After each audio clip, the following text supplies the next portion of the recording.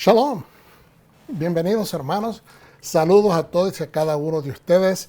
Es el pastor Gabriel Galán de Ministerios Raíces de la Fe en el Metroplex, Texas. Les damos muchísimas gracias por permitirnos entrar ahí a su hogar, a ese lugar donde usted esté. Así que buenas noches, buenos días, buenas tardes, dependiendo a qué hora usted esté viendo esta emisión. Y nuevamente agradeciéndoles que ustedes crean en este ministerio, que nos ayuden, ¿verdad?, a continuar haciendo este trabajo que lo hacemos con mucho amor y dedicación, poniendo un like, haciendo un comentario positivo. Yo siempre enfatizo, no comentarios negativos, no acerca de cualquier cosa que usted pueda estar en desacuerdo.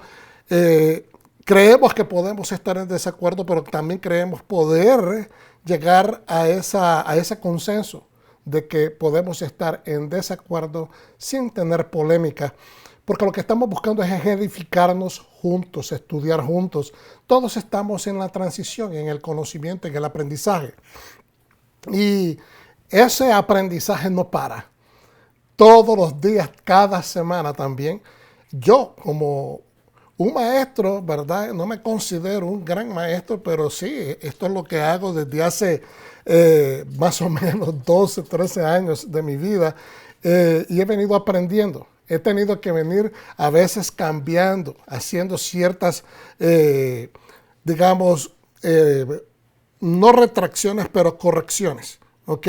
Porque nosotros estamos haciendo todo lo que hacemos con mucho deseo y mucho amor para que el pueblo sea edificado. Nunca tenemos una mala intención de engañar al pueblo, ni Dios lo permita, pero lo que deseamos es cambiar el entendimiento, y que ese entendimiento vaya como la luz del día, como la luz del justo, que va en crecimiento hasta que es una luz completa. Así es que, sin más preámbulos, hermanos, bienvenidos a la parte número 3, a la emisión número 3 de Shoftim, jueces. Y estamos viendo, ¿funcionaremos los unos y los otros? ¿Y cuál es la razón de que nosotros estamos estudiando ser más sabios? Que estamos queriendo ser personas que utilicen el sano juicio para hacer mejores decisiones. ¿Para qué estamos haciendo esto? Con un solo objetivo, hermanos. Con un solo objetivo, y eso es que seamos mejores ejemplos de su justicia divina, que seamos mejores ejemplos de la justicia divina de Yahweh. Así es de que, sin más preámbulos, vamos a ir a la siguiente diapositiva, donde estamos demostrando las escrituras bases, ¿ok?, que estructuran la parashá o la porción Shoftim. Shoftim significa jueces, y está en Deuteronomio 16:18 al 21:9. También la Haftará o porción de los profetas es Isaías 51:12 al 52:12, y del Brit Hadashah o Pacto Renovado, Nuevo Testamento, en Juan 14:9 al 20. Estas son las escrituras que estructuran la porción. Eso no significa que no se puedan añadir otras escrituras que conciernen o vienen a servir de mancuerna a la enseñanza que estamos llevando y trayendo, ¿verdad?, el ángulo que la persona esté trayendo para edificación del pueblo. En la siguiente diapositiva tenemos los recursos consultados para esta parashá. Hemos tomado un poquito de aquí, un poquito de allá, obviamente es bastante información, pero lo que tratamos nosotros es hacer una presentación validada, una presentación que tenga sustancia. No queremos saberlo todo, no pretendemos tener todo el conocimiento, es imposible, pero sí, en humildad, tratamos de traer una perspectiva bíblica, una perspectiva de parte de los sabios, el consenso y las razones de los sabios judíos. Traemos también algunos pensamientos de personas cristianas, ¿verdad?, en el pasado, que son edificantes.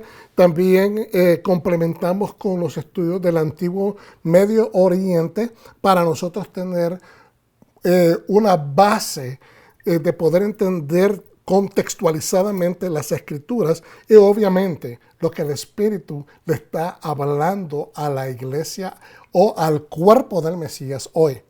Entonces vamos hacia adelante y estamos estudiando, como decíamos anteriormente, la porción jueces, Shoftim.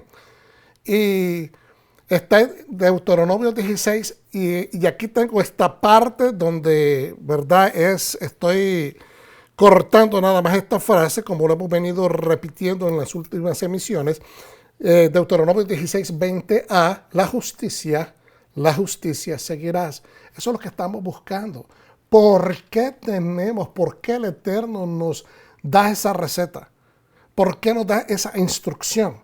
¿Por qué Él insiste en que la justicia, solamente la justicia debemos de procurar? Porque cuando Él está hablando de que nuestro corazón debe de estar inclinado a hacer justicia y bondad, ser verdadero. Nuestra inclinación tiene que ser espontáneamente verdadera para buscar, ¿verdad?, hacer el bien. Y después, y la justicia se vuelve a reenfatizar, ¿verdad? Los sabios hemos aprendido, ¿verdad?, de que cada vez que se repite una palabra 2 veces en las Escrituras es porque hay un énfasis a propósito. Y ese énfasis nos deja ver que la justicia, tu corazón debe estar inclinado a hacer buenas acciones, acciones de equidad. Pero la justicia, cuando te lo vuelve a repetir, se está refiriendo a la Torá. Entonces, tu corazón debe estar dispuesto a hacer buena voluntad, pero la voluntad de Dios. Y entonces, eso es lo que tenemos que seguir, eso es lo que tenemos que procurar para que podamos ser buenos administradores de la justicia divina que Él nos ha dado, empezando por cuidar nuestra salvación, porque esa es la manifestación número 1, que somos parte del reino, que somos hijos de Dios y que estamos siguiendo las lecciones de nuestro amado Mesías y Maestro Yeshua, el Hijo del Eterno. Entonces, Deuteronomio 16, 18 dice lo siguiente: nombrarás jueces y oficiales, en algunas versiones alcaldes, en todas sus ciudades que Jehová tu Dios te dará en tus tribus, cuyo cargo será. ¿Cuál será la responsabilidad de estos hombres? Será juzgar al pueblo con justo juicio. Eso nada más se puede alcanzar cuando el corazón está inclinado a hacer, tiene la buena inclinación, la inclinación del corazón, ¿verdad? Tiene la cabanato va, la buena inclinación de hacer la voluntad de Dios. Entonces, es así como podemos hacer buenos juicios, no al revés, no con nuestra filosofía, no con la filosofía de hombres. Y esto tomo hago este pequeño paréntesis para decirle, hermanos, muchas veces hemos escuchado repetir esto hasta el cansancio, ¿verdad? Que se nos enseñó en la cristiandad tradicional a decir de que la mucha letra mata y que el espíritu vivifica. Pero se saca fuera de contexto. Esto lo he mencionado un par de veces en las lecciones a través de los años. Me perdonan si sueno repetitivo o si usted ya lo escuchó de parte mía, pero la verdad es que necesita ser repetido. Cuando se está refiriendo, ¿verdad?, Rab Shaul, el apóstol Pablo, sobre esta situación, él está dirigiendo esta palabra a un pueblo que está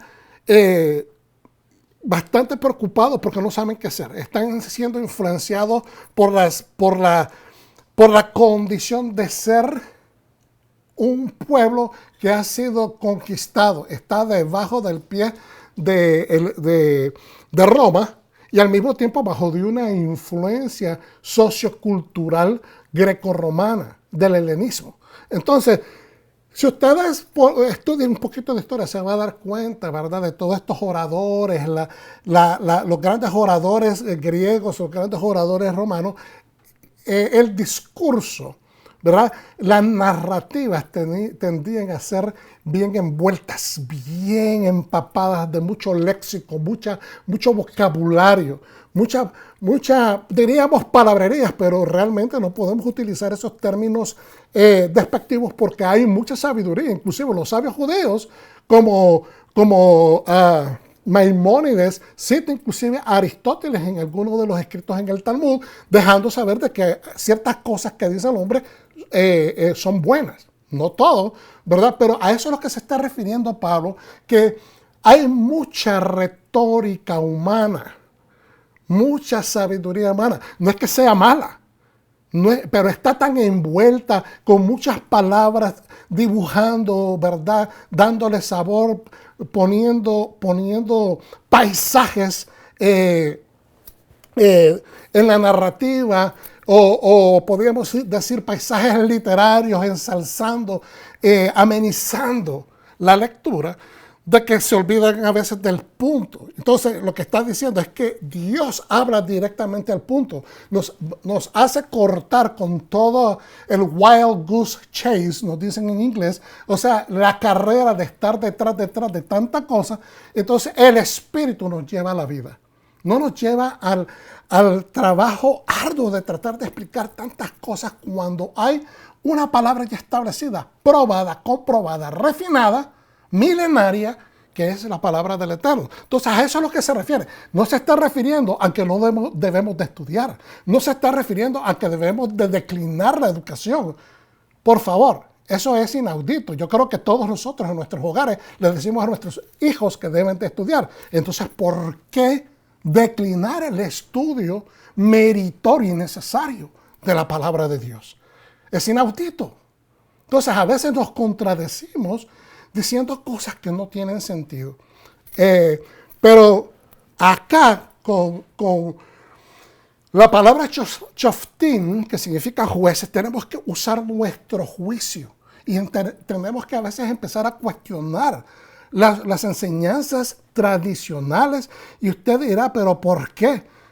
Es que hay muchas de las enseñanzas que son tradicionales que también son erráticas. Y nosotros debemos preguntarle al Espíritu Santo, debemos de ser lo suficientemente valorosos de preguntarle al Espíritu Santo, ¿es esto cierto? Dímelo, revélamelo. Yo no quiero caer a conjeturas humanas, porque esto es lo que me han enseñado mis padres, esto es lo que decían mis abuelos, esto es lo que la iglesia ha venido diciendo por los últimos 500 años, entonces yo lo tengo que aceptar. No estoy hablando de ser revolucionario rebelde. Estoy hablando de cuestionar. Se nos enseñó a no cuestionar a Dios. ¿Y sabe qué? Si usted lee Job, si usted lee muchos de los libros de sabiduría, como Eclesiastés, que aparentemente Salomón está diciendo cosas insolentes. Él está cuestionando la vida. Él está cuestionando a Dios, porque está queriendo armar, quizás en un momento dado de su vida, el jigsaw puzzle, el rompecabezas que él tenía en su vida, y está tratando de hacer sentido de su vida. Y a veces nosotros estamos en esa manera. A veces estamos bien desarmados, como cuando se desarma el Lego y están todas las piezas por aquí y por allá, y usted pasa y machuca una de esas puntas y se puede romper hasta la planta del pie. Pero ¿qué es lo que sucede? Que a veces esos dolores nos enseñan entonces que tenemos que ordenar la casa y decirle a los niños, o si fuimos nosotros mismos, porque hay adultos que juegan también con Legos, aprender a ser ordenados. Entonces viene una modalidad de estructura o de corrección, de ordenamiento. Y es así como nosotros vamos llegando hacia el siguiente nivel. Entonces, cuando usted tenga preguntas, no cuestionar a Dios con irreverencias, pero cuestionemos a Dios como lo hacía Job.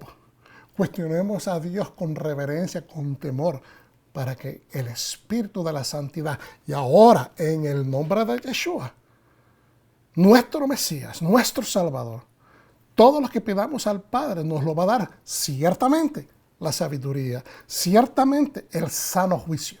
Amén. Entonces seguimos adelante en la siguiente diapositiva. Y esto nada más quería demostrar que cuando alguien desea hacer arte porque ama las cosas de Dios, ¿verdad?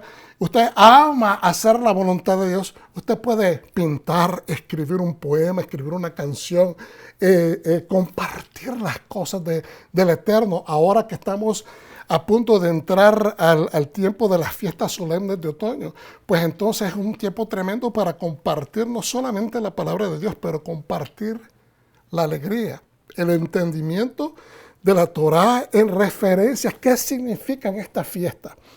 Utilizar el sentido común y la sabiduría espiritual para poder alcanzar a aquellas personas que todavía tienen un poco de temor, que tienen un poco de duda. Es más, algunos rechazan y dicen, no, esto no es de Dios, esto es regresar al pasado, etc. Y que no entienden que Yeshua era un hombre judío y que ellos necesitan regresar a la raíz. Entonces, nuevamente quería demostrar en esta diapositiva qué lindo es embellecer las cosas que se refieren al Eterno. Vamos inmediatamente a Deuteronomio 17, 14, 20. Deuteronomio 17, 14, 20. Voy a hacerme aquí a un ladito, voy a prender el abanico porque hace calor en Texas. Instrucciones sobre los reyes. Creo que mencionamos un poco acerca de los reyes anteriormente, pero quiero nuevamente profundizar un poco más. Cuando hayas entrado a la tierra que Yahweh, tu Dios, te da y tomes posesión de ella y la habites y digas, pondré un rey sobre mí, como todas las naciones que están en mis alrededores, ciertamente pondrás por rey sobre ti al que Yahweh, tu Dios, escogiere. De entre tus hermanos pondrás rey sobre ti. No podrás poner sobre ti a hombre extranjero que no sea tu hermano. Esto es bien claro. Dios está inclusive profetizando al pueblo, ¿verdad? Cuando miramos en los escritos en Samuel, miramos cómo el pueblo le pide a Dios o le pide directamente al profeta de que quieren rey. Esto Dios lo está profetizando porque en ese momento el Dios y rey de ellos es Yahweh. Pero un día ustedes van a pedir por esto y tienen que asegurarse que sea de entre sus hermanos, no un extranjero. ¿Ok? ¿Por qué? Porque el extranjero no va a tener entendimiento de quién es el pueblo de Dios. No va a tener entendimiento de quién es el Dios de Israel. No va a tener entendimiento de dónde viene el pueblo, cuál es la trayectoria. Entonces, cuando hay personas extranjeras que no se han involucrado con la tierra y con la gente, con la ley, pues vienen prácticamente a falsear todo lo que se ha alcanzado en todo ese tiempo. Ya sean errores o ya sean cosas positivas. Pero continuamos entonces, pero él no aumentará para sí caballos. El rey no va a tener muchos caballos para él. Ni hará volver al pueblo a Egipto con el fin de aumentar caballos. Porque Yahweh os ha dicho, no volváis nunca por este camino. ¿Qué es lo que está diciendo en el verso 18? Mira, que el rey que esté reinando sobre ti no sea una persona avara, que no sea una persona ambiciosa que le guste el dinero tanto, porque esto de caballos no solamente tiene que ver con caballos, tiene que ver con dinero. El que tiene dinero puede hacer adquisición de caballos. ¿Ok?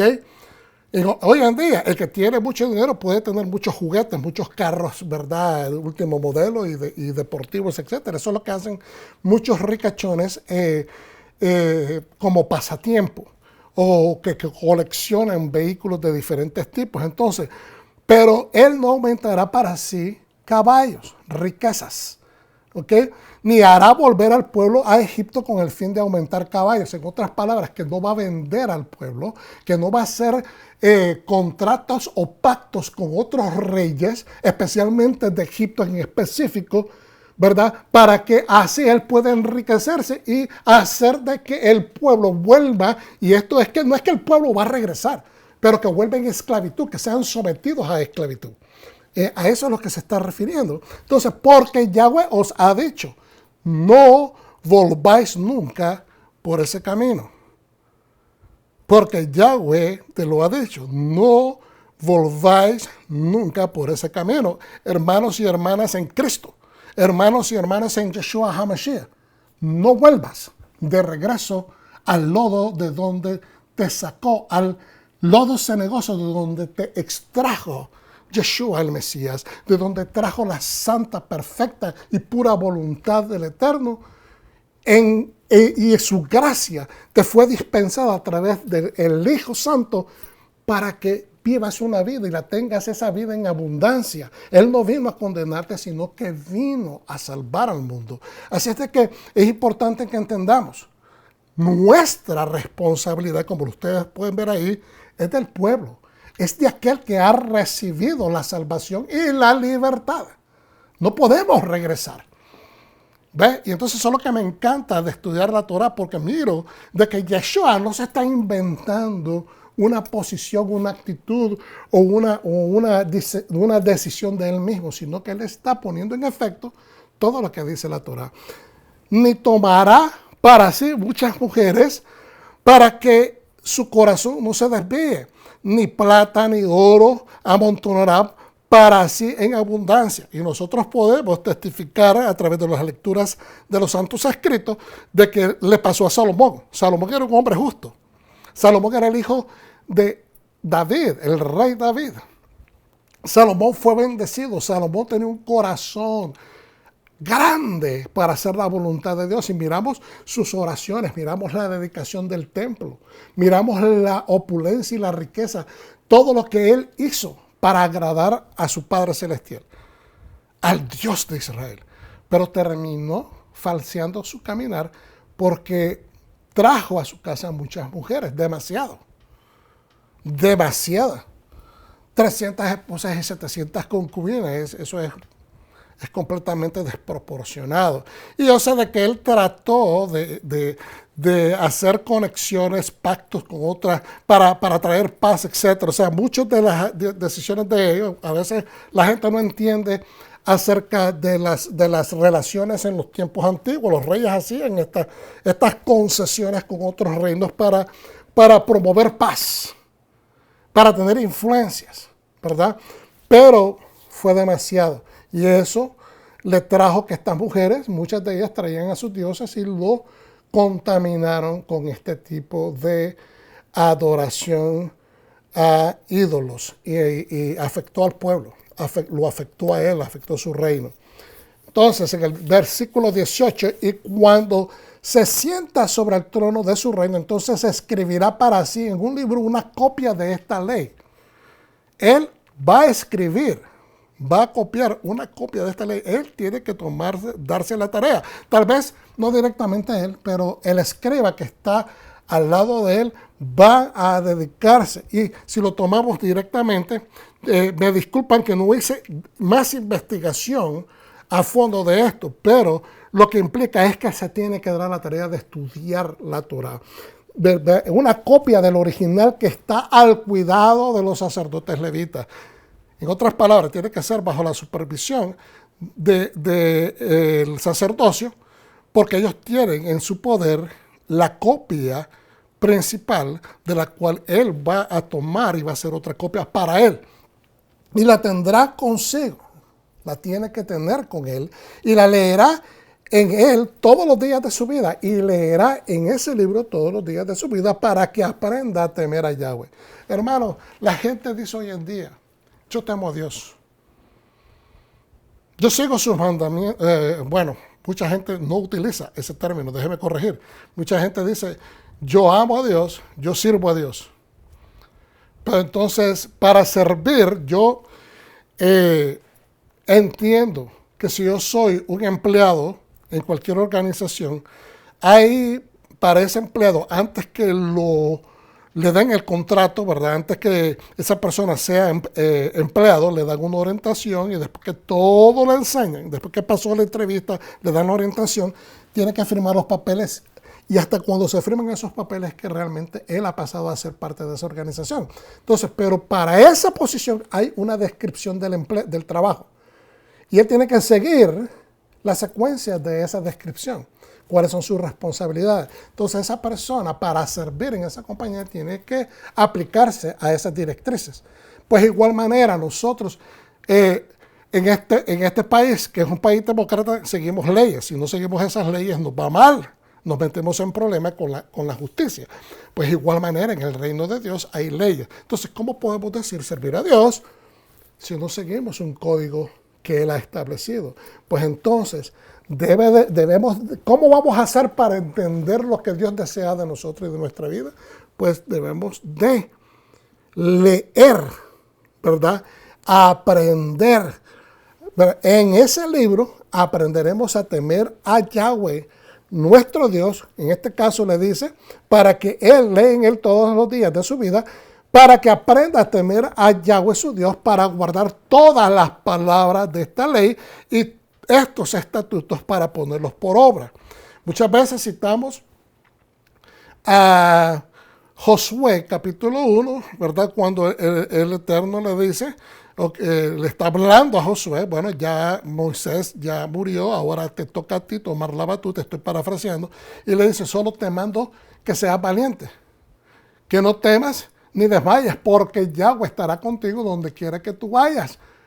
Y para que hagas todo lo que está escrito en este libro y no te apartes ni izquierda ni derecha, y todo lo que hagas te va a salir bien, para que todo lo que hagas, ¿verdad? Vas a prosperar. Estoy parafraseando, pero hermanos, usamos muchas veces, en la tradición utilizábamos muchos esos versículos, pero dice, para que pongas por acción todas las palabras de este libro.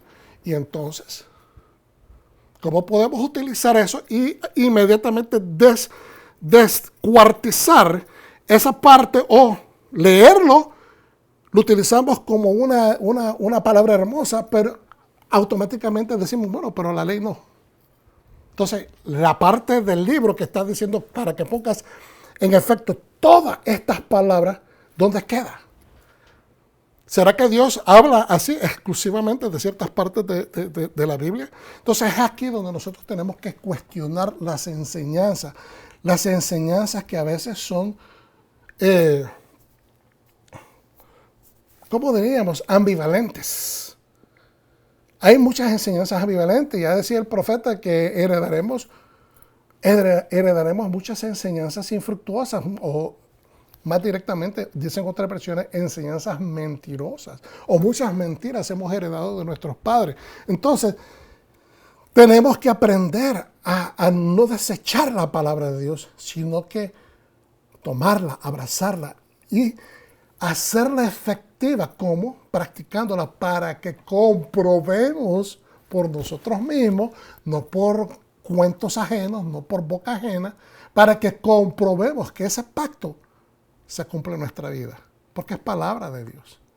Si nosotros cumplimos su palabra, Él va a cumplir la parte de su pacto. Entonces, continuemos. Eso es en sí hacer juicio.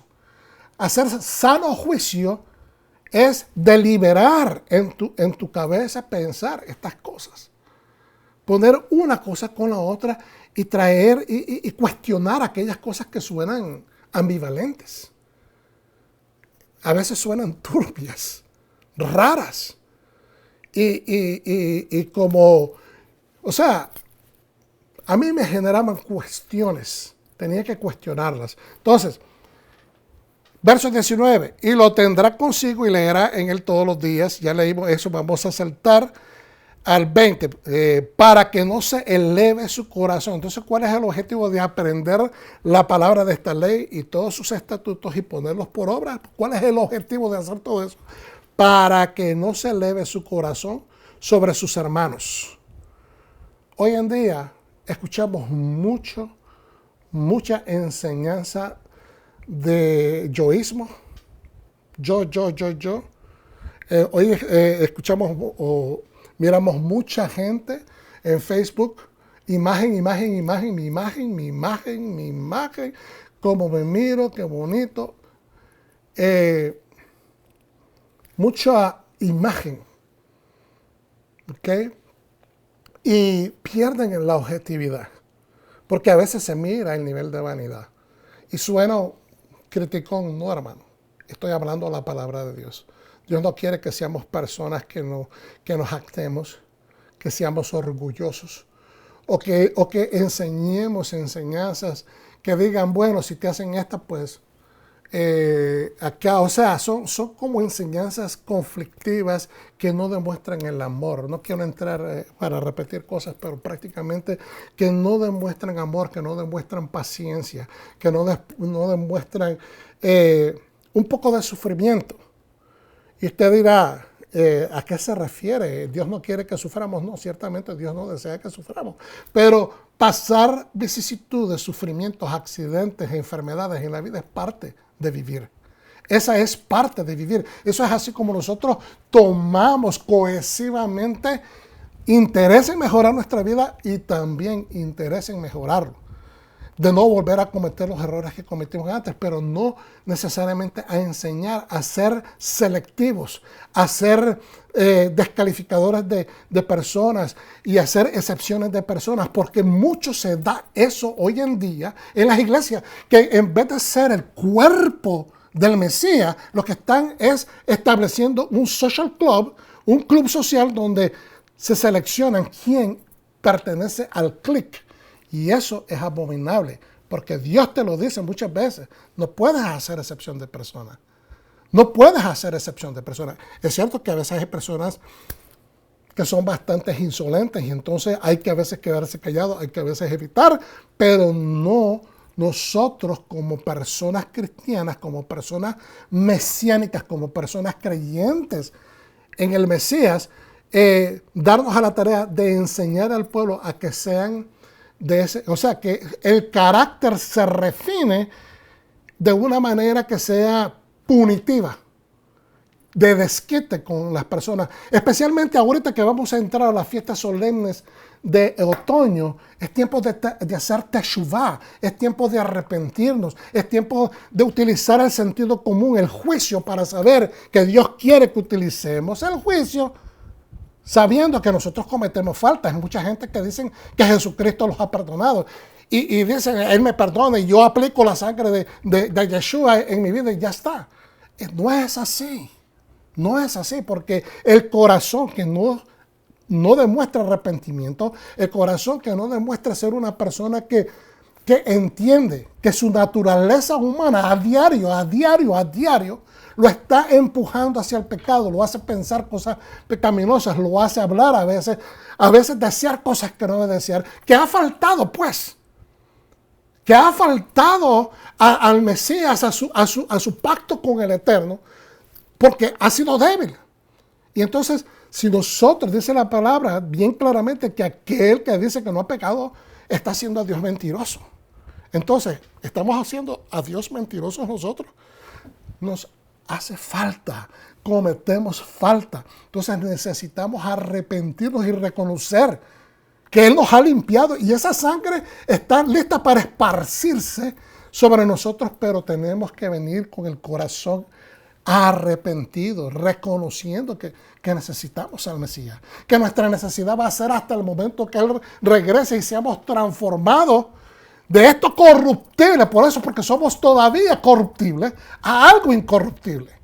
Entonces, para que no se eleve su corazón sobre sus hermanos, que no se crea superior, ni se aparte del mandamiento a diestra ni a siniestra, a fin de que prolonga sus días en su reino. ¿Quieres ser rey por muchos años? Afiánzate al mandamiento que yo te estoy dando. ¿Quieres ser el jefe de esa compañía? Afiánzate. Procura hacer juicios de justicia, de bondad, de equidad. Sé ecuánime con los empleados. No seas abrupto, no seas desconsiderado. Piensa que cuando una persona, especialmente en estos días, se enferma, no lo juzgues inmediatamente. Trata de apoyar, trata de investigar. Yo sé que hay personas que abusan de sus posiciones y a veces dejan de ir a trabajar. No estamos hablando del irresponsable, ¿verdad? Perenne. O el irresponsable habitual, como dicen en inglés. Pero estamos hablando de personas que realmente han demostrado trabajar. Seamos buenos jueces. no cataloguemos a la persona y los pongamos en un casillero de negativos por una caída, por un error. ¿Ok? Eso es lo que nos enseñan los sabios. Entonces, y dice, para que se prolonguen sus días en su reino, él y sus hijos en medio de Israel. Los reyes que eran buenos reyes en la antigüedad, no importa de qué reino, no importa de qué reino, la historia está repleta de reyes de injusticia y reyes de justicia. Siempre que habían reyes buenos, justos, la descendencia de ellos pasaba automáticamente a ser los que iban a tomar la corona. El pueblo no renegaba. ¿Por qué? Porque si de esa casta, bien, este muchacho nació de este rey y este rey es un hombre justo, seguramente que este muchacho va a ser tan bueno como su padre. Esa era la esperanza de cada pueblo. A veces no salía así. A veces, ¿verdad? Como le pasó a David, que muchos de sus hijos no salieron con las expectativas que él tenía como un hombre que amaba a Dios. ¿Okay? Vamos a seguir adelante a la siguiente diapositiva. Entonces, en la antigüedad, hermanos, vamos a entrar un poquito de contexto del antiguo Medio Oriente. En la antigüedad había muchas sociedades que carecían de estructura social, ¿verdad? Digamos, sofisticadas. ¿Cómo lo diría? No tenían códigos de justicia, no tenían códigos de moral y ética. Pero también existían sociedades muy estructuradas, como lo fueron las antiguas sociedades de Mesopotamia, Acadia, Asiria. Bueno, y Mesopotamia es un área bastante extensa. Todas estas Acadia, Asiria y Babilonia están en esa área. Ugarit estaba un poquito más al Mediterráneo, cuyos códigos de leyes tomaron siglos en conformarse. Esto no sucedió de un día para otro. Esto es el producto, estamos hablando más o menos de 2000 años, 1500 años, para el tiempo cuando el pueblo de Israel estaba saliendo de Egipto. Ya había en otros reinos del mundo estructura sistemática de leyes y muy buenas leyes para ese tiempo, en el contexto de hace 3.500 años, 4.000 años. Estos códigos legales tenían valor y traían equidad. Eran aceptables esas leyes. Entonces, no podemos regir ahora y tratar de interpretar conforme a nuestros valores modernos esas leyes antiguas, porque sería injusto. O mucho menos ponernos a criticarlas. Entonces, los reyes de la antigüedad eran entronados bajo la esperanza que fueran hombres justos. Por tanto, era sumamente importante que ellos establecieran reformas sociales. Hoy en día, cuando entra un presidente, presenta en verdad reformas sociales. Cuando se va un presidente, sale de oficina, hace también reformas sociales, y típicamente esto se ejemplariza con el perdón de personas que han estado en la cárcel y que su encarcelamiento tiende a ser un poco dudoso de que esa persona haya cometido ese crimen o que ya pagó lo suficiente por estar en la cárcel por ese crimen que cometió. Entonces se dejan libres. Esas son algunas de las cosas que vemos hoy en día. Por lo tanto, era sumamente importante que establecieran estas reformas sociales que ayudaran a los necesitados y que gobernaran con justicia. En la antigüedad, no es que no habían reyes malos, pero se miraba menos. La incidencia de la maldad en los reyes era menos, porque los reyes querían ser reconocidos y afamados y glorificados, si queremos utilizar esa palabra, por su pueblo. Pero en ocasiones habían grietas en esas estructuras sociales donde las bajas castas, es decir, los pobres, no recibían el mismo nivel de justicia. Es decir, proveer equidad se confundía con dar favor. A veces los reyes eran, verdad, no lo suficiente justos y pedían que si la persona quería equidad, pues tenían que ellos hacer algo por los reyes. Y no era nada raro, pero eso no es justicia. Si el rey que ya está gobernando pide que el pueblo tenga que hacer algo por él antes que él funcione para beneficiar a sus súbditos, entonces pues no es un nivel completo de justicia. Entonces, y el sometimiento con justicia, es decir, si tú te sometes a mi reino, si tú te sometes a mi reino, yo voy a hacer esto por ti. Entonces, o si tú sometes tus ganancias o tus, ¿verdad? Entonces yo voy a ser tu rey. Entonces, eso es, aunque de cierta manera tenía que haber una reciprocidad.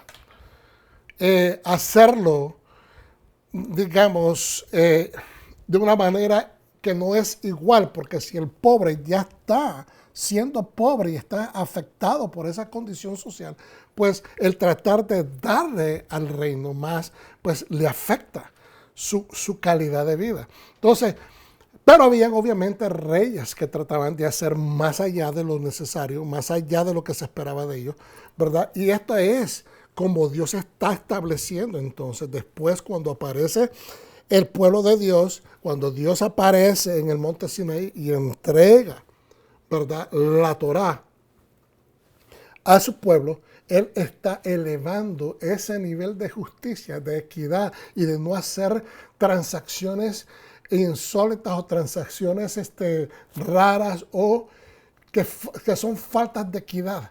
Por eso es que Dios quiere que el pueblo siga la justicia y la justicia nada más persiga. Entonces, un rey representaba a su deidad. Entonces, mal representar a su Dios era una afrenta, una vergüenza. Por eso mantener justicia, orden y abastecimiento eran funciones primordiales de los reyes. En Mesopotamia, en el Levant, ¿verdad?, que es esa área también del Mediterráneo, todo lo que es esa media luna desde Mesopotamia, bajando por la parte sur del reino hitita y después ir por Ugarit, Tiro, y después bajar al área de Canaán y siguiendo un poco hacia abajo. Todo eso es lo que se llamaba inclusive parte norte de Egipto. Esa media luna se le llama el Levant, ¿okay?, donde se levanta el sol, por decirlo de alguna manera. Eso es alguna de las maneras como he leído que se interpreta, pero que es el oriente. Pero en ocasiones habían grietas y estas cosas no sucedían todo el tiempo. Los reyes trataban de hacer lo mejor, trataban de no dejar en vergüenza a sus dioses y trataban de mantener justicia, orden y abastecimiento para que funcionara no solamente el reino, pero también la credibilidad como gobernante. También lo dice, ¿verdad?, en Mesopotamia, Levante y Egipto. Entonces, cuando Yahweh le dice a Israel que deben perseverar en establecer justos juicios, Hashem está levantando el nivel de la expectativa y el requisito de esta nación. Porque Él va a instruirlos a hacer mucho mejores leyes, va a hacer lo que ellos practiquen mucho mejores leyes, más equitativas y de más envergadura que las otras leyes existentes en todos esos reinos anteriores. Ok, hermanos, vuélveme a ver aquí un momento. Estamos leyendo un poquito del contexto del antiguo Medio Oriente. Ahora vamos a ver algunos de los comentarios, prácticamente de Rambán, Nachmanides, ¿verdad?, que nos enseña algunas cosas sobre cómo se debe de comportar un rey. Vamos hacia adelante a la siguiente diapositiva. Miramos al lado izquierdo un arte. El rey en Israel representa a su Dios. Yeshua HaMashiach representa a Abba. Entonces, Israel representa a Dios.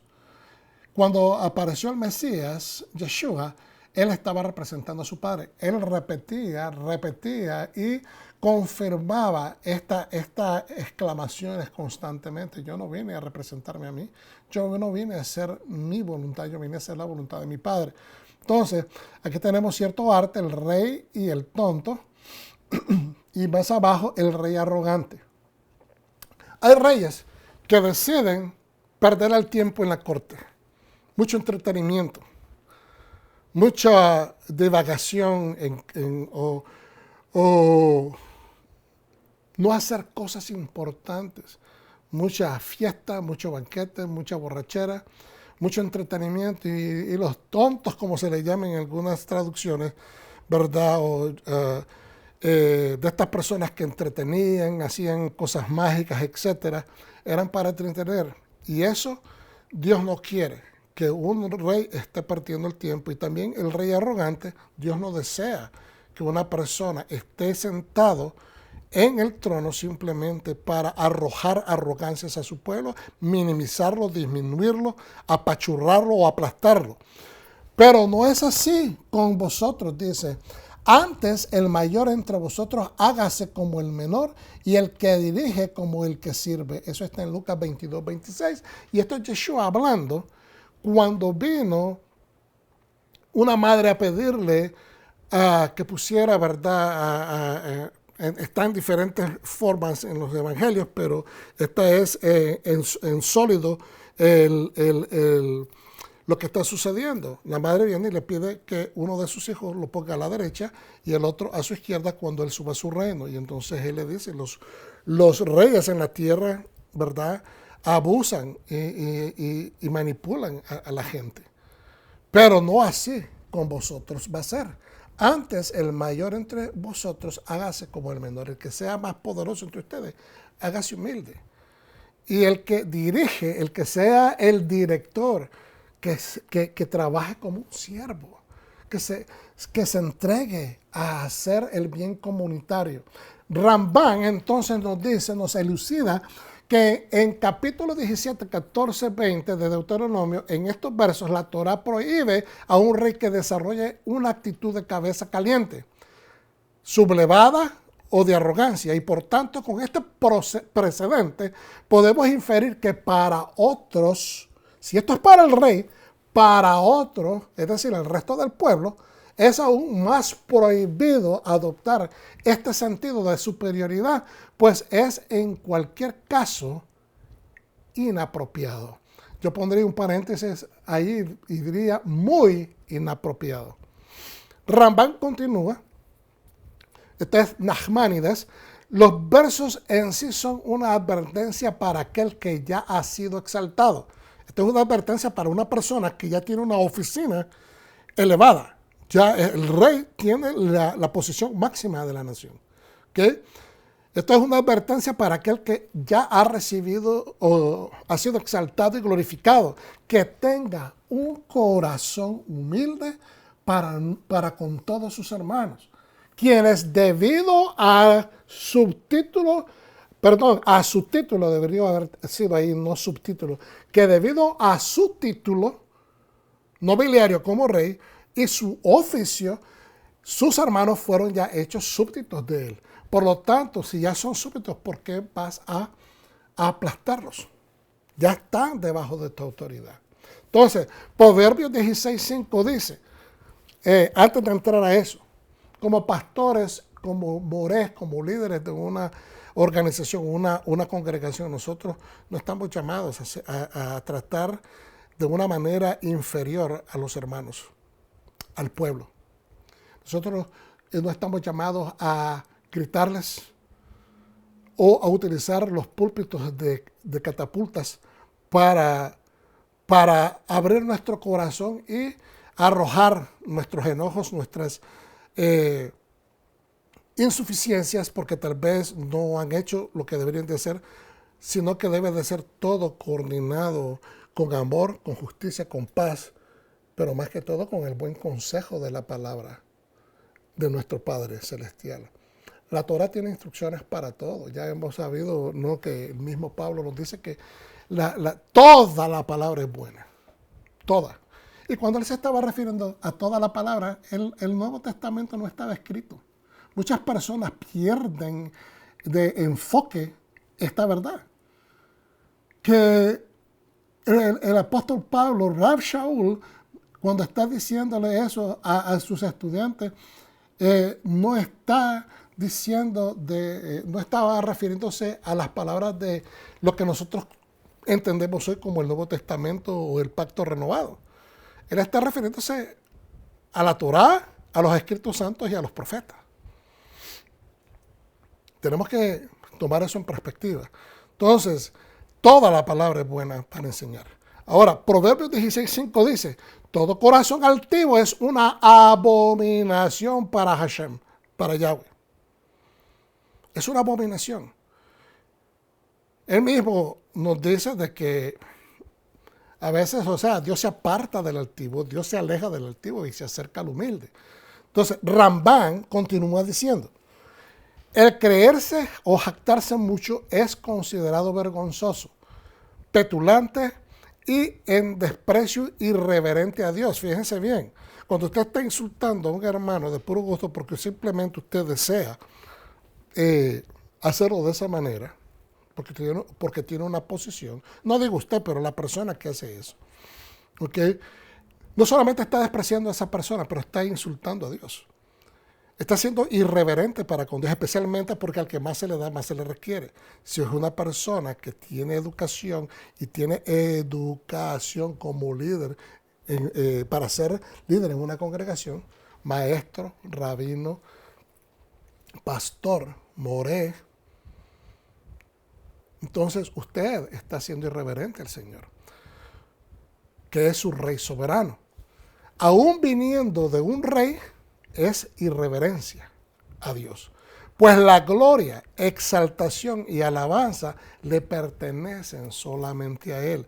Cuando nosotros tratamos de imponer nuestra autoridad vehementemente a otros para que se den cuenta quién es el que lleva las botas de sheriff en el lugar, estamos prácticamente, no lo creemos así, pero indirectamente estamos estableciendo que la gloria es mía, la exaltación es mía y la alabanza debe ser para mí. Pero todas esas cosas que acabo de mencionar solamente le pertenecen al soberano del universo. Él es el que nos ha permitido estar en esa posición y nosotros tenemos que ser lo suficientemente sensatos para reconocer que estamos ahí por su gracia y que estamos ahí para elevar, para levantar, para ayudar a nuestros hermanos. Amén. Aleluya. Vamos a continuar con el contexto del antiguo Medio Oriente. Y esto lo mencioné en otra parasha hace unas cuantas semanas atrás, pero rapidito quiero hacer mención de esto. Esto lo que están viendo aquí es el código de Hammurabi. Esta es la estela de Hammurabi, que fue encontrada, ¿verdad?, en Babilonia. Los primeros códigos de leyes establecidas en la civilización.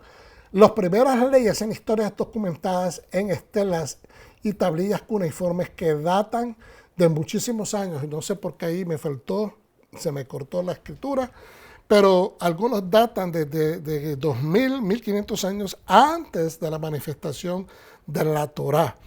En Mesopotamia, cuna de la civilización, uno de los códigos de leyes más antiguos es el código de Hammurabi, y una de las leyes destacadas en referencia para parar el descontrol de la venganza fue la ley conocida como el ojo por ojo.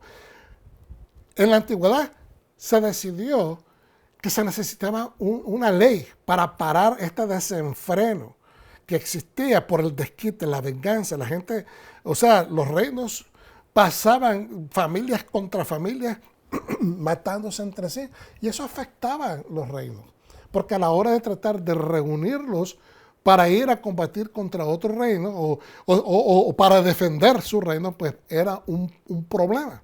Habían a veces situaciones de traición que suscitaban por estas mismas razones. Entonces, era importante establecer códigos de leyes que neutralizaran este abuso que existía del ojo por ojo. Yo soy Hammurabi, el rey de justicia, a quien el dios Shamash ha conferido la ley. Así decreta, ¿verdad?, Hammurabi en sus leyes, en sus códigos de leyes. Para también información general, estableció esta línea de tiempo histórica en los primeros códigos de leyes escritos, y los ponemos en diferentes columnas. Están los códigos el código de Ebla, que fue encontrado en Tel Mardik, en Siria. No, de cuántas leyes consistía, no hay una data específica, pero son muchísimas leyes que se han descubierto miles de tablillas, o sea, miles de tablillas que se han encontrado en esa área que han permitido a la academia estudiar y entender muchísimas cosas de ese mundo. Eh, Desde leyes maritales, leyes de compra y venta, leyes reales, etcétera. O sea, una diversidad que ahora se puede entender mejor cómo se entendía el mundo de la antigüedad. Entonces, fecha aproximada de esta ley de Ebla o de Tel Mardik en Siria, 2400 años antes de la era común. 2400 años antes de la era común. ¿Ok? Y este lugar donde fue encontrado está como alrededor de 33, es decir, Tel Mardik en Siria está más o menos a unos 33 millas lejos de la ciudad de Alepo. Ahora, diferencia de años entre cada civilización, 650 años desde la escritura de las tablas de Ebla hasta Hammurabi. Es decir, las leyes de Ebla fueron escritas anteriormente a las leyes de Hammurabi 650 años antes. Ahora, en referencia a Hammurabi, que fue en Mesopotamia, Babilonia, es la estela que ustedes miraron. Aquí también se mira en algunas partes, en la parte izquierda, en este alto relieve. En la estela dice ahí 282 leyes. ¿Okay? 1792 y 1750 antes de la era común. Eso es cuando se cree que se conformaron estas leyes. Y fueron exactamente 360 años desde la muerte de Hammurabi hasta la llegada israelita al Jordán. ¿Okay? Hasta el momento que ellos llegan cerca del Jordán, antes de pasar, ¿verdad?, el Jordán al otro lado, desde Hammurabi hasta ese momento, en la vida del pueblo israelita, son 360 años. Ahora, la Torá de Yahweh para Israel entre Ramsés, Egipto y el Jordán, Canaán, es decir, desde el momento que ellos salen de Ramsés hasta llegar al Jordán en Canaán, ellos reciben todas estas leyes y Dios a través de su caminar por el desierto va aclarando, va aumentando las leyes, por decirlo así, de esta manera, el pueblo se va afirmando con las leyes y van tomando su camino y van creciendo las leyes también. Entonces, Éxodo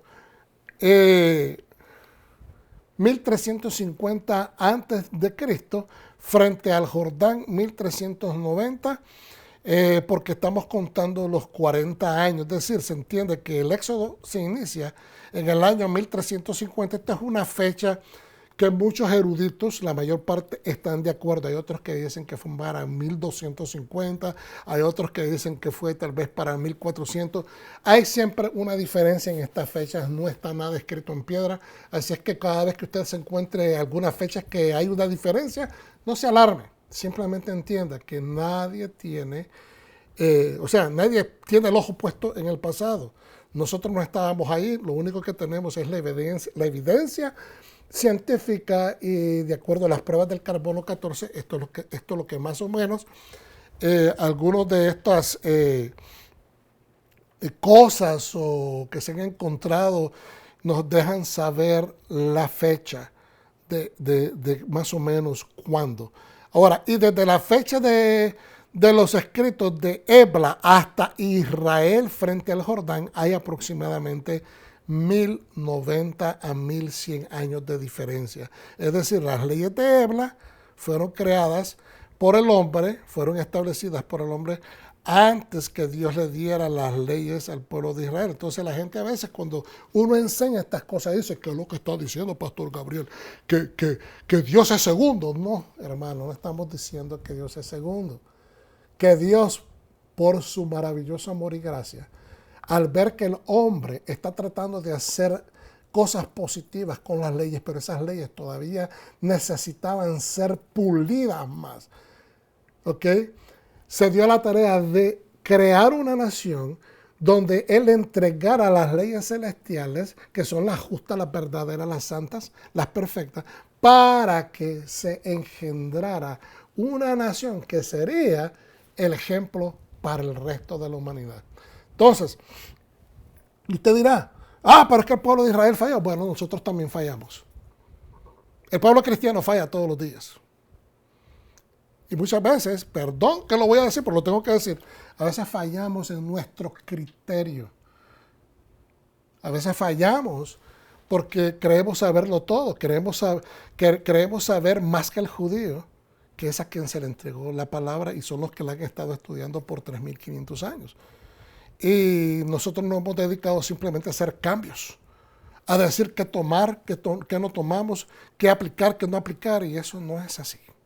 Entonces, no quiero sonar regañón, pero la verdad es que a veces estamos tratando de colar todo, pero a veces se nos pasan tremendos pedazos de huesos y tremendos pedazos de carne. Entonces, continuemos a la siguiente diapositiva. Las evidencias arqueológicas e históricas de lugares como Babilonia, Ebla en Asiria y otras civilizaciones dan testimonio de los eventos bíblicos. Aquí ustedes pueden ver algunas de las telas o tablas también de leyes, de información sobre transacciones y también en este caso es una ciudad que está establecida acá, que es una ciudad fortificada y con sus entradas, etcétera. Vamos a leer para que tengamos un poquito más de información.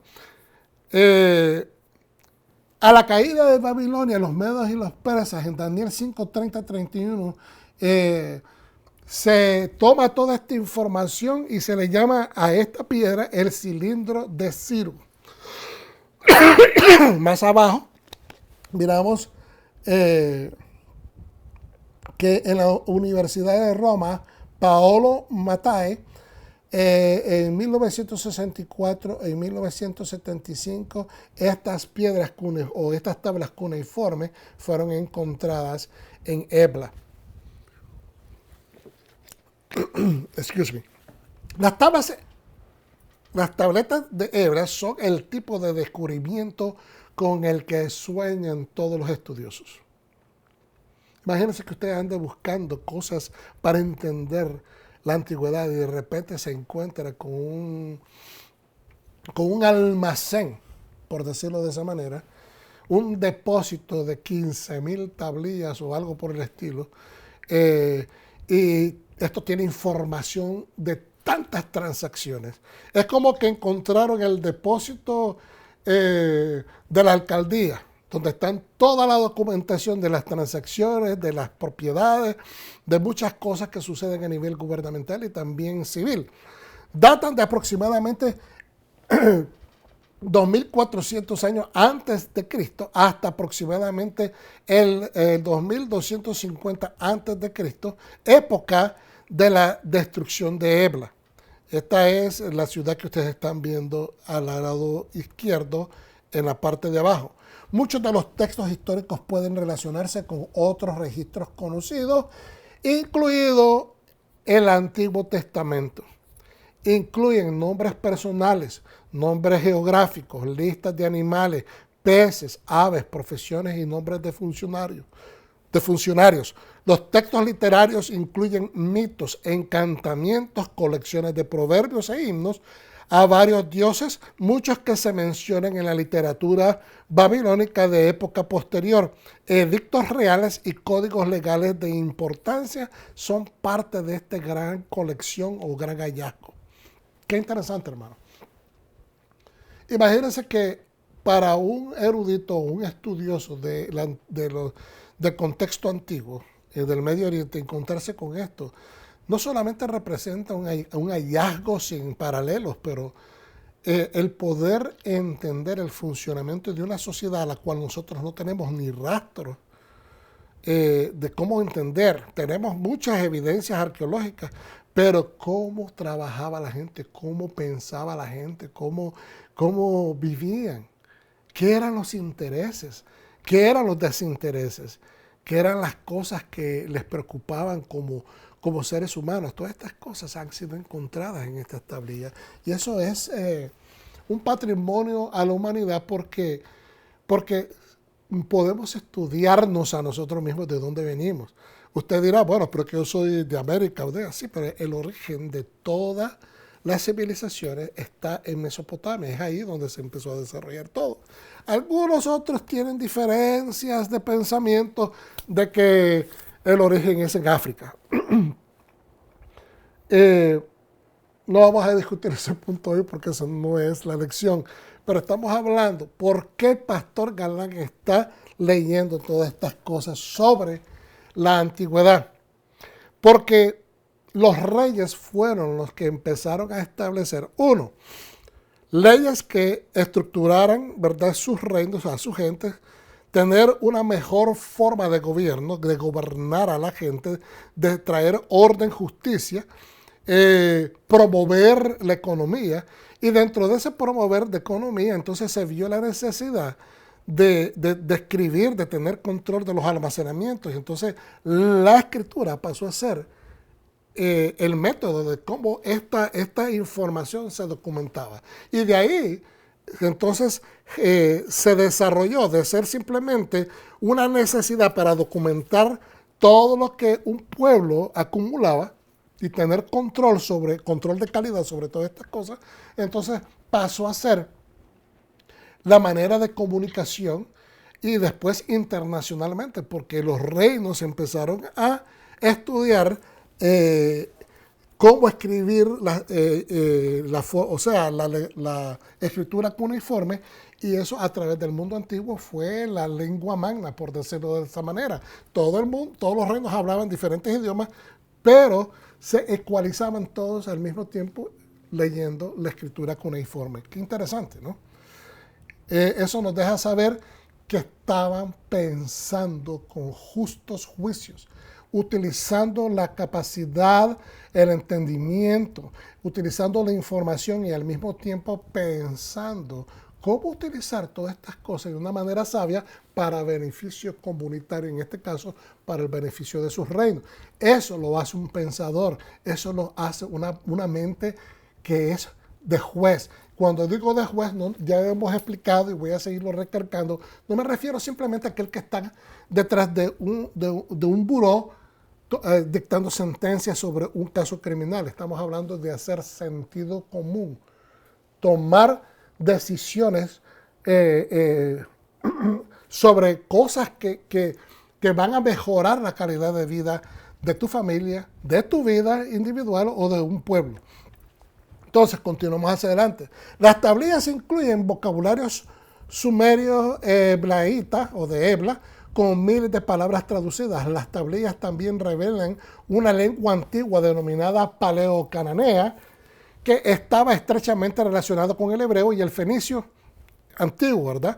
Los vocabularios en Ebla eran definitivamente semíticos. La palabra escribir, por ejemplo, es kateba o katab, como en hebreo, mientras que la del rey es malikum, y que es bastante parecida a melech, que es rey. Y la de hombre es Adamu, ¿verdad? En hebreo es Adán. La cercanía al hebreo de Adán es sorprendente. Ebla su impacto en los registros bíblicos. Es decir, hay muchos de los hallazgos, hay muchos de los hallazgos en estas escrituras de estas tablillas que también se documenta de personas que venían del área de Canaán a hacer compras o transacciones al lado cercano en Ebla. Y entonces ahí se han encontrado documentaciones básicamente de transacciones que se hicieron por personajes, inclusive personajes como Jacob y su suegro Labán. La verdadera importancia del reino de Ebla, considerando un gran éxito para la arqueología clásica, cuando se descubrió por primera vez en 1975, salió a la luz con el hallazgo de unas 20.000 tablillas. Yo dije 15.000 corrijo mi equivocación, 20.000 tablillas y fragmentos cuneiformes. Este archivo era 4 veces mayor que todos los textos cuneiformes conocidos por los arqueólogos durante los últimos 3.000 años. Imagínense.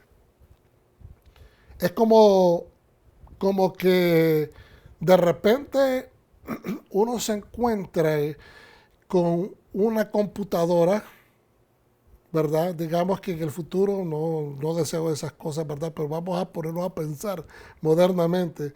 Estas películas que son futuristas y del cataclismo y de la Tercera Guerra Mundial, y que no existe nada de computación y que de repente alguien encuentre una computadora que todavía está funcionando y que tenga tanta información sobre las sociedades modernas del siglo XXI. Entonces, sería un hallazgo fabuloso para personas que no o tratan de entender qué pasó, qué ha pasado. Entonces, es importante que nosotros entendamos que el entender y contextualizar, poner junto toda esta información del pasado y ver cómo la gente en la Biblia funciona, nos da un entendimiento más cercano de por qué y por qué están pensando los personajes bíblicos de esta manera. Entonces, de esa manera nos damos cuenta que no estaban solos, que no están completamente solitarios en su extracto cultural, sino que son parte de un cosmos que tenía cohesividad, que tenía conexión o conectividad con otras naciones. Entonces, continuamos y este creo que es la última de estas fichas, por decirlo de esa manera. Primer lugar de adoración establecida al Dios bíblico en América. Y esto es un dato importante, porque la gente usualmente no entiende por qué alguien se dio a la tarea de escribir algo hace, digamos, siglos atrás.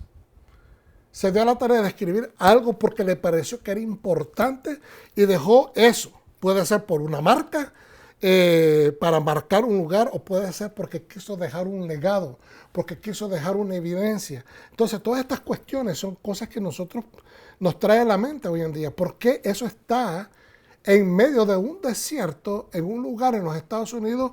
Y básicamente esto es una escritura que no pertenece a este lado del hemisferio, ¿verdad? Que no pertenece a este hemisferio. Entonces, miren lo que este hallazgo. Por eso es que el título dice primer lugar de adoración establecido al Dios bíblico en América, es decir, al Dios de Israel. Al sur de Albuquerque y al oeste de las Lunas, Nuevo México, una antigua inscripción fue tallada en la cara de una roca hace siglos.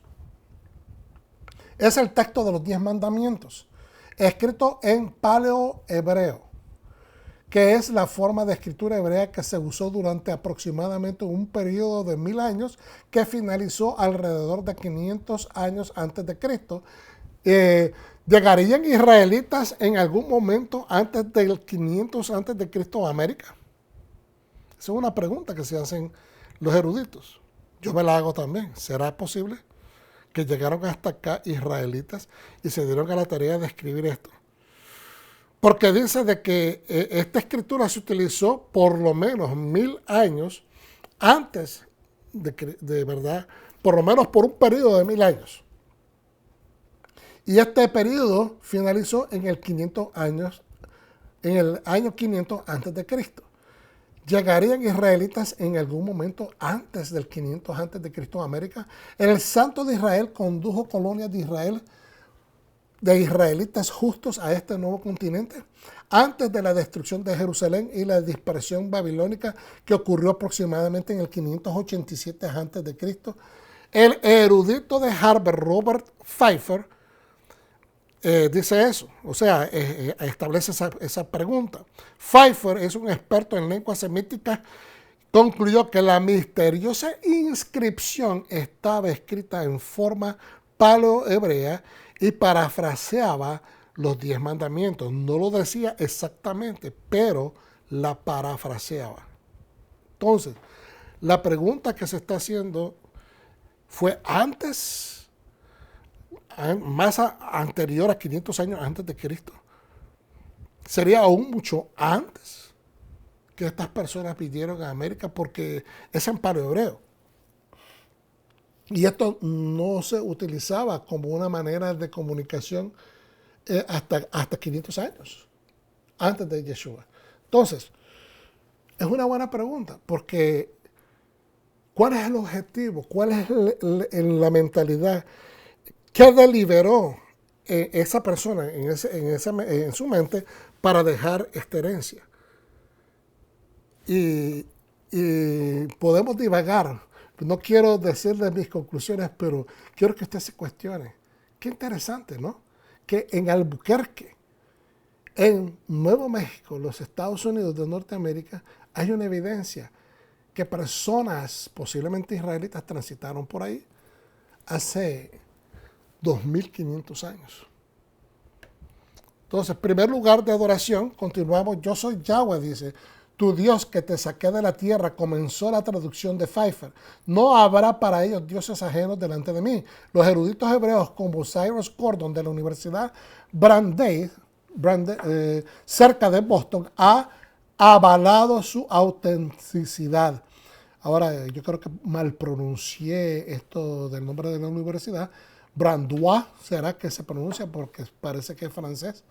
Los códigos reales o legales, voy a volver a repetir, los códigos reales o legales antiguos nos dejan ver la gran importancia trascendental que la ley y el orden o justicia representan para la raza humana. Desde la antigüedad al presente es así. Para Yahweh fue entonces crucial legarnos leyes de mayor envergadura, de libertad, justicia y gracia. Estas personas que caminaron por acá deliberaron, dijeron, ¿sabes qué? Yo creo que es importante, o creemos que es importante, que dejemos un legado, que aquí transitamos y que nosotros nos estamos dejando llevar por el código de leyes de Dios. Para mí, levantar una piedra, que esta piedra se mira pequeña acá, pero es una piedra bastante grande.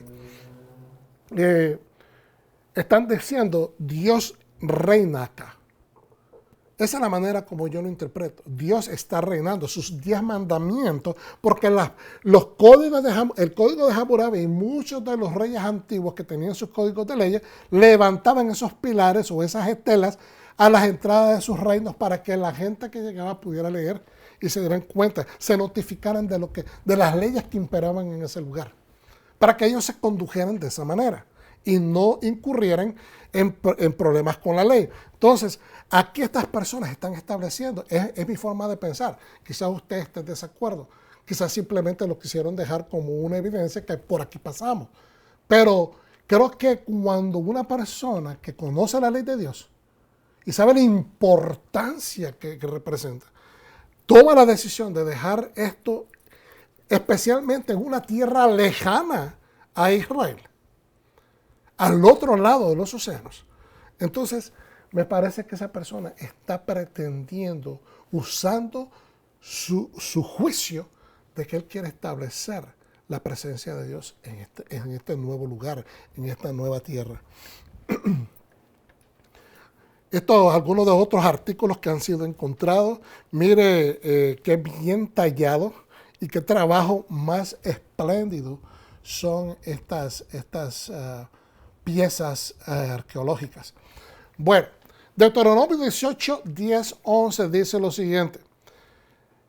Vamos a la siguiente diapositiva. No sea hallado en ti quien haga pasar a su hijo o a su hija por el fuego, ni quien practique adivinación, ni que sea agorero, ni sortílego, ni hechicero, ni encantador, ni adivino, ni mago, ni quien consulte a los muertos. Está hablando aquí de la idolatría. Estos son aspectos idolátricos por completo. ¿Okay? Hoy en día tenemos un gran problema. No vamos a entrar en todos los detalles de las leyes contra la idolatría, porque no terminaríamos. Quiero nada más cubrir brevemente. Hoy en día tenemos situaciones de aborto, que eso es pasar prácticamente por el fuego a los hijos, por el fuego de de la, de la insensatez y de indiscriminada,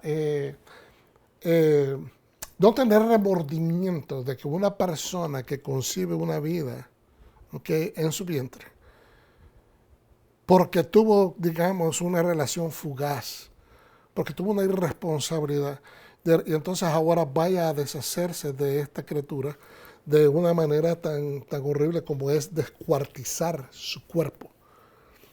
Y, y que hagamos de este comportamiento algo que sea aceptable, que sea inclusive algo que sea avalado por la ley. Mi opinión es que eso no es de Dios. Mi opinión es que Dios no está muy de acuerdo con lo que está haciendo el ser humano hoy en día.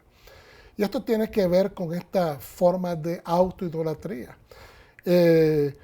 La persona que tiende a ver el aborto, y no estoy, mire, usted puede estar en desacuerdo conmigo, yo no estoy atacando a individuales, estoy hablando de una perspectiva moral, de que una persona que toma la decisión de tener una relación sexual con alguien y no asumir las consecuencias de sus actos, es una persona que es completamente irresponsable. Y es aún más irresponsable el gobierno que decide avalar o apoyar el comportamiento de esa persona 1, 2, 3, 4, 5 veces a través de su vida, y que esa persona continúe abortando hijos cuando realmente lo que puede hacer, si tiene ese comportamiento, yo no estoy dando consejos acá, pero si lo que quiere es evitar estar abortando hijos, si lo que quiere evitar, entonces prácticamente o se opera o tiene que utilizar métodos efectivos, ¿verdad?, para no salir embarazada, porque está teniendo una actitud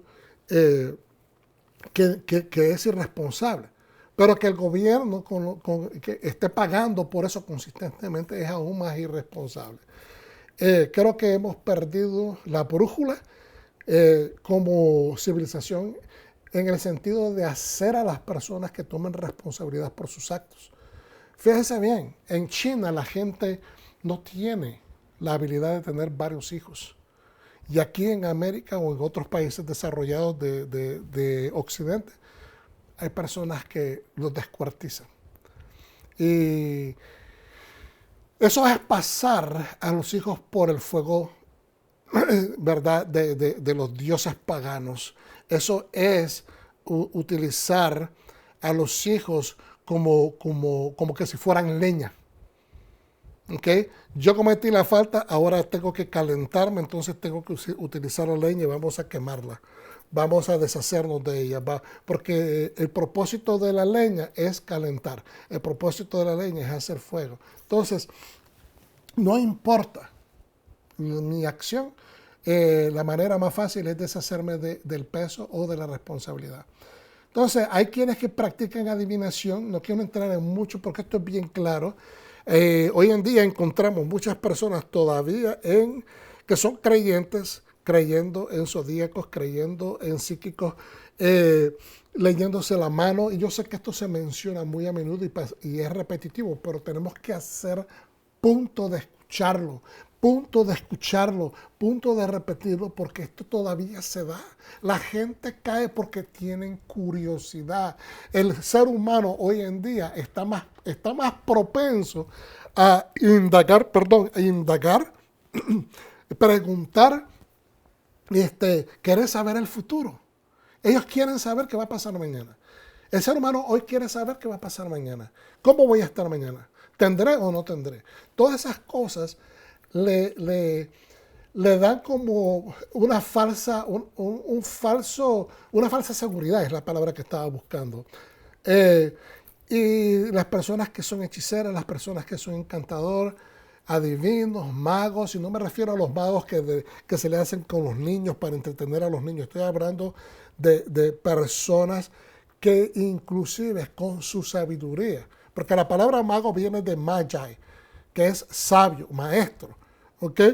Y hay personas hoy en día en las mismas universidades que están utilizando sus palabras de mago, de estudio, de sabiduría, de filosofía, para engatusar, engañar a nuestros hijos.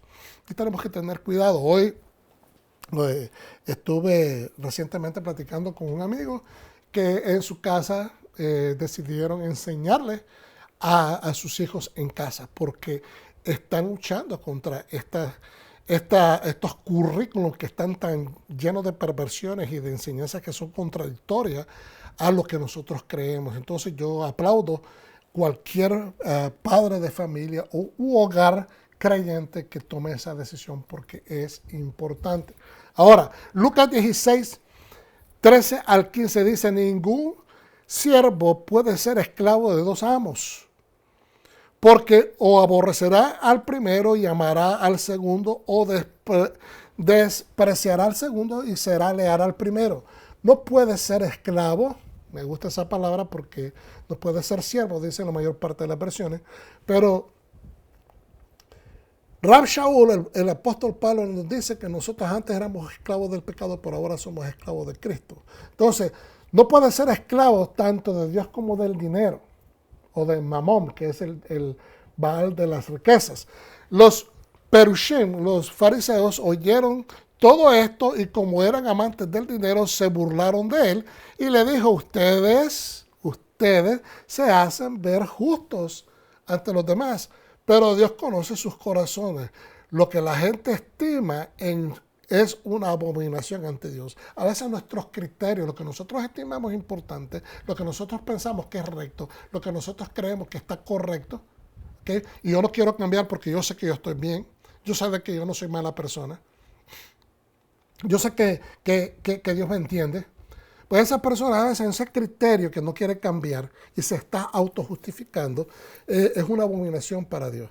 Porque Dios sabe nuestros caminos. Nosotros no somos más sabios que Dios.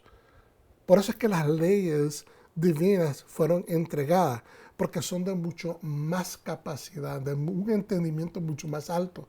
Y es para beneficiarnos a nosotros. Las leyes no fueron entregadas al hombre para hacernos la vida de cuadritos. Las leyes fueron entregadas para aumentar la bendición en nuestra vida. Primeramente, nos separan. Mucha gente dice, la ley mata. ¿Sabe qué? Tenga cuidado, porque lo he escuchado tantas veces. Esta no es la lección, porque estamos deliberando, estamos utilizando el sano juicio como juez. Cuando dice la palabra que la ley mata y el espíritu vivifica, hermano, no se está refiriendo a que mata al hombre, que la ley fue dada para matarnos. No, está hablando de la vieja naturaleza. Está refiriéndose a la vieja naturaleza. La ley está diseñada para matar tu vieja naturaleza, que está llena de pecado, está pecaminosa, está viviendo conforme a la imagen del hombre anterior. Por eso es que te mata y después el espíritu viene a vivificarte. Pero tienes que matar al viejo hombre.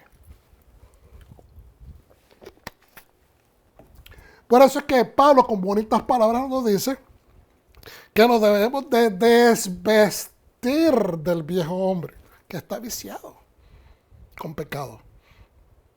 Cuando se dice desvestirse, te está diciendo, él está haciendo una comparación o está utilizando una metáfora. Las serpientes se desvisten de su piel varias veces en su vida. Y cada vez está mejorando. No es porque la mayor parte de nosotros piensa, uy, qué feo, uy, qué asco. Pero realmente el animal está diseñado de esa manera por Dios para que se vivifique. El águila, después de cierto tiempo, las águilas llegan a vivir 70, 80 años, creo. Y hay un momento en su vida que ellos tienen que desplumarse ellos mismos, cortarse el pico, porque eso les va a volver a nacer algo mejor. Entonces, pasan el proceso del sufrimiento. Pero cuando dice de que la ley mata, se está refiriendo a que mates con la ley de Dios al viejo hombre. No es lo contrario. Es una mala interpretación porque no entendemos el contexto de las palabras del antiguo Medio Oriente. No entendemos el contexto de lo que está hablando Pablo. Entonces,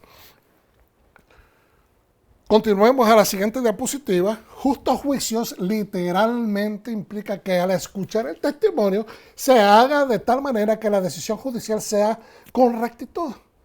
Que cuando escuchemos sea atentamente. No saltemos a decisiones rápidas, sino que sean con rectitud correcta y justa.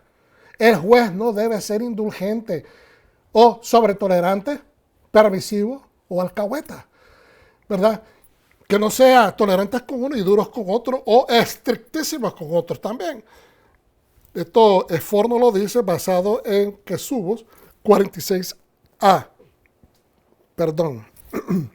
Justicia y solo la justicia seguirás. Entonces no se vuelve un simple eslogan o un mensaje de campaña religiosa o política.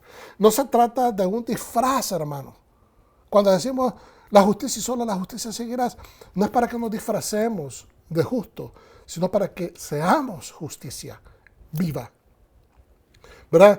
Que no sea un disfraz, sino un lema, una herencia, que sea una herencia, un legado, un estilo de vida.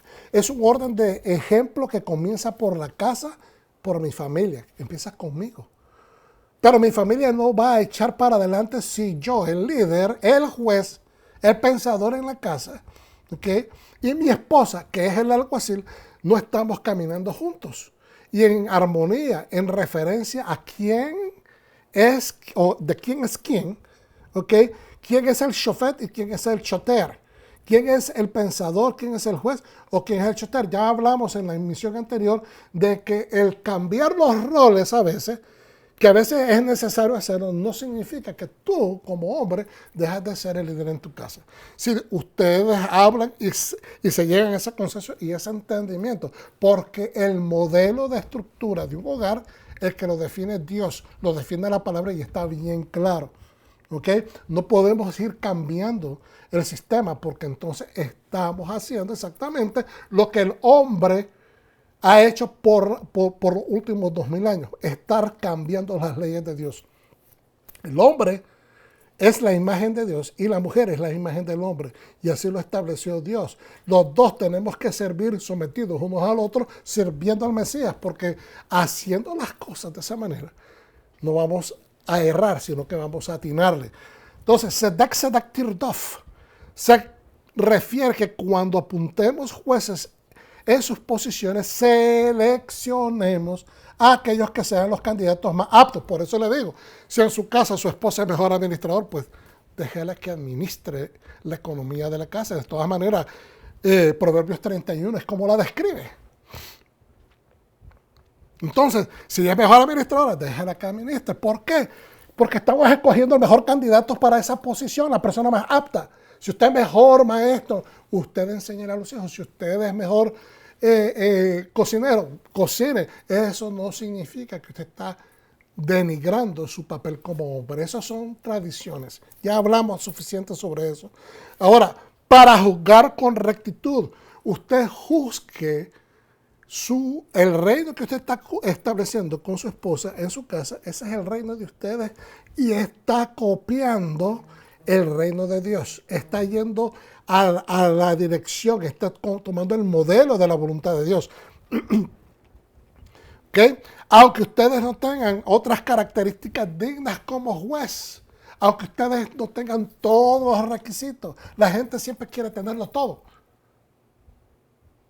A veces es imposible tenerlo todo, pero que con lo que tengan, los tengan en buena disposición de ponerlo en la función del beneficio comunitario de su familia. Que adquiramos paz, funcionemos y que la meta sea shalom.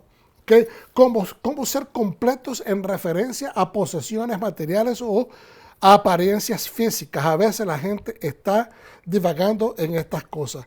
Tenemos que prosperar, tenemos que tener posesiones materiales, porque si no, no estamos demostrando que estamos prosperando, que estamos mejor. O tenemos que establecer estas apariencias físicas para que recibamos respeto. Todas estas cosas son códigos socioculturales que a veces se meten entre las familias y crean conflictos entre los miembros familiares, porque no todo el mundo piensa igual. ¿Okay? Entonces, tener juicio es saber tomar decisiones correctas, pero también tomar decisiones en equipo. Amén. Entonces, continuamos. Para ser un juez sabio y un policía sabio se necesita sabiduría.